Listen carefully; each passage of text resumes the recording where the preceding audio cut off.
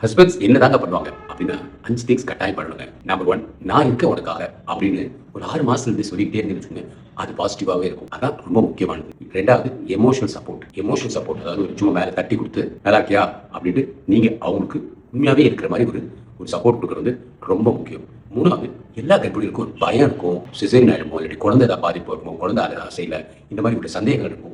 இந்த மாரி சமயத்துல அத வந்து "ச்சே அதெல்லாம் நல்லா இருக்கும்" அப்படின்னு சொல்லாம, அவங்க பயத்த சொல்றதுக்கு வெளிப்படுத்துறதுக்கு ஒரு வாய்ப்பு குடுங்க.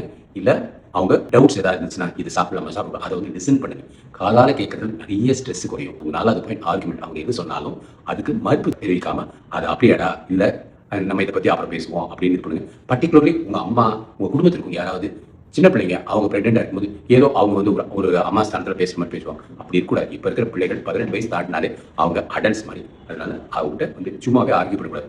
ஒரு பாசிட்டிவ் பீஸ்ஃபுல் என்விரான்மென்ட் தான் 5வது பாயிண்ட். உங்க டயர்ட்னஸ்ல வந்து வீட்ல வந்து செருப்பு ஒரு மூலையில கட்டி போடுறது அதெல்லாம் இல்லாம, அமைதியா "இன்னைக்கு நல்லா சாப்பிட்டுருக்க, எனக்கு சந்தோஷமா இருக்கு. இன்னைக்கு மத்தியானம் தூங்கியிருக்க, வாழ்த்துக்கள்" இப்படின்னு கரெக்ட்டா சொன்னீங்கன்னு வச்சுக்கோங்க. அந்த பாசிட்டிவா நீங்க செஞ்சத ஒரு அப்ரிஷியேட் பண்ணணும். இல்ல ஒரு அமைதிய குடுக்கணும் வீட்டுக்குள்ள. அந்த அமைதி இருந்துச்சுன்னா, குழந்தையும் நல்லாருக்கும், மனைவியும் சுகமா எந்த பிரச்சனையும் இல்லாம பாசிட்டிவ் என்விரான்மென்ட் ஒரு பீஸ்ஃபுல் என்விரான்மென்ட் வீட்டுக்குள்ள கொண்டு வந்து அது உங்க பொறுப்பு. எவ்வளவுதான் கோவம் இருந்தாலும் அந்த இடத்துல அத காமிக்காதீங்க. வயித்துல இருக்க குழந்தை உங்க வீட்டுக்கு குழந்தை பிறக்கிற ஒரு புது ஜீவன்.